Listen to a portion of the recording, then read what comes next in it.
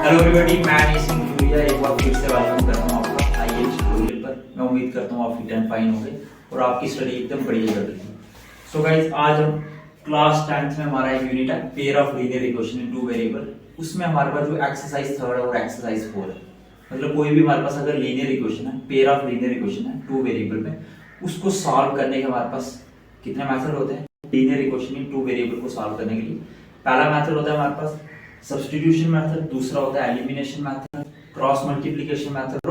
लेकिन आज हम दो मेथड डिस्कस करेंगे यहाँ पे, सब्स्टिट्यूशन मेथड और एलिमिनेशन मेथड। ये मेथड सिर्फ आपने क्लास 10th में नहीं पढ़ना है, क्लास 10th के बाद 11th में भी ये मेथड आपको यूज होंगे, 12th में भी और आगे भी।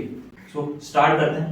सो गाइस, जो एक्सरसाइज मैं सीधे एक्सरसाइज से बता देता हूँ। जो एक्सरसाइज हमारे पास 3.1 है, 3.3 एक्सरसाइज तीसरा यूनिट है, इसकी तीसरी एक्सरसाइज है।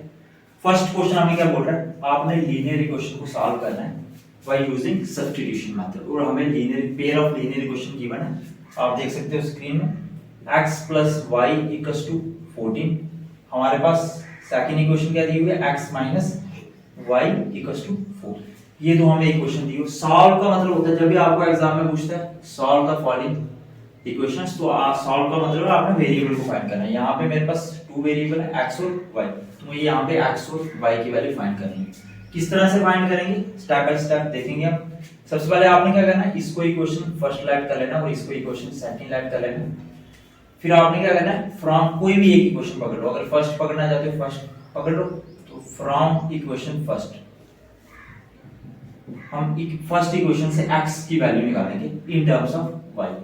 तो x हमारे पास किसके इक्वल है, ये y यहाँ पे प्लस का है, राइट हैंड साइड में जाके माइनस का हो जाएगा। तो यहाँ से मैंने फर्स्ट इक्वेशन से ये वाली इक्वेशन डिराइव कर ली, x = 14 - y। तो इसको मैं लेट कर लूंगा इक्वेशन थर्ड। अब आपने क्या करना है, आपने फर्स्ट से ये थर्ड इक्वेशन लेट करी, यहाँ पे हमने डिराइव करी। अब इस थर्ड इक्वेशन को सेकंड इक्वेशन में पुट कर देंगे। तो पुट इक्वेशन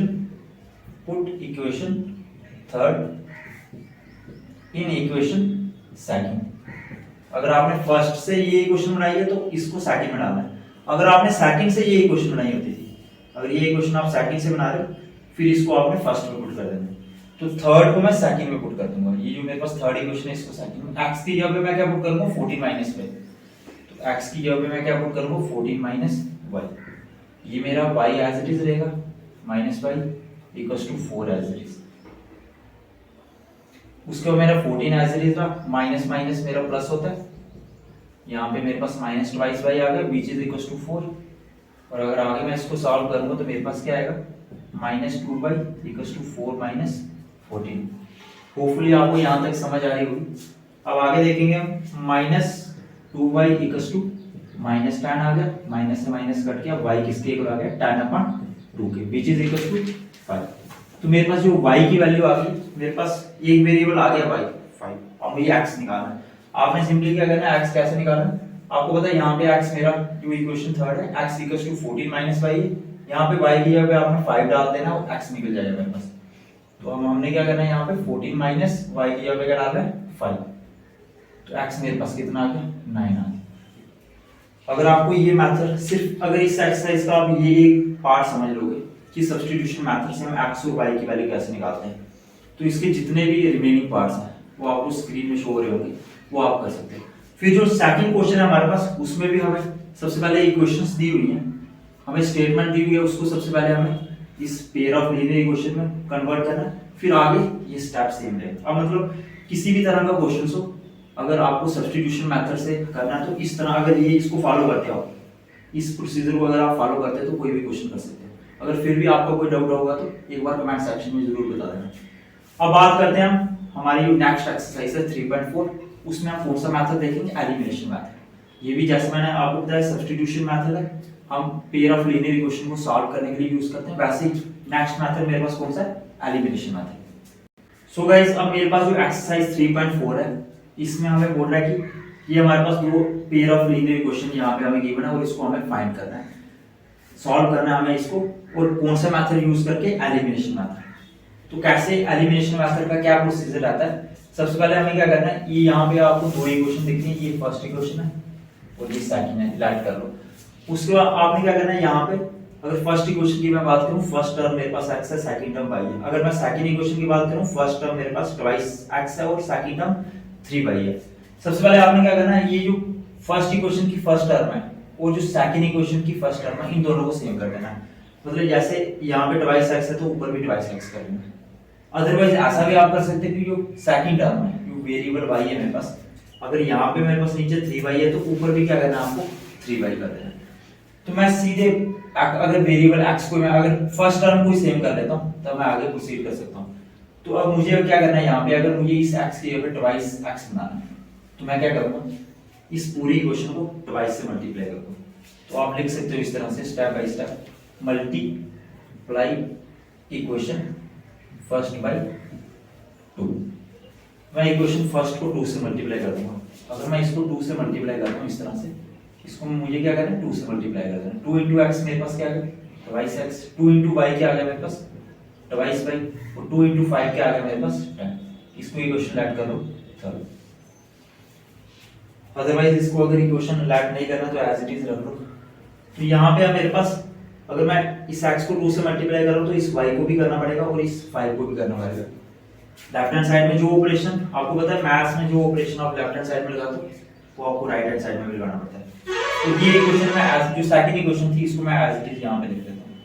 अब आप देख रहे हो मेरे पास दोनों ये दो इक्वेशन बन रही है, इसकी फर्स्ट टर्म सेम। अब आगे आपने क्या करना है, इन दोनों को इस टर्म में से, ये हमारे पास इस इक्वेशन में से इस इक्वेशन को आपने क्या करना है, सब्ट्रैक्ट कर देना है। तो कैसे करना है, सीधे सीधे आप क्या करो, ट्वाइस x प्लस का है तो माइनस का साइन कर दो, साइन चेंज करो। अगर ये माइनस का है तो प्लस का कर दो, ये 4 प्लस का है तो माइनस का कर दो। अब इन दोनों को ऐड कर दो, ट्वाइस x में से ट्वाइस x, अगर माइनस ट्वाइस x आप ऐड करोगे तो हमारे पास ये कट जाएगा।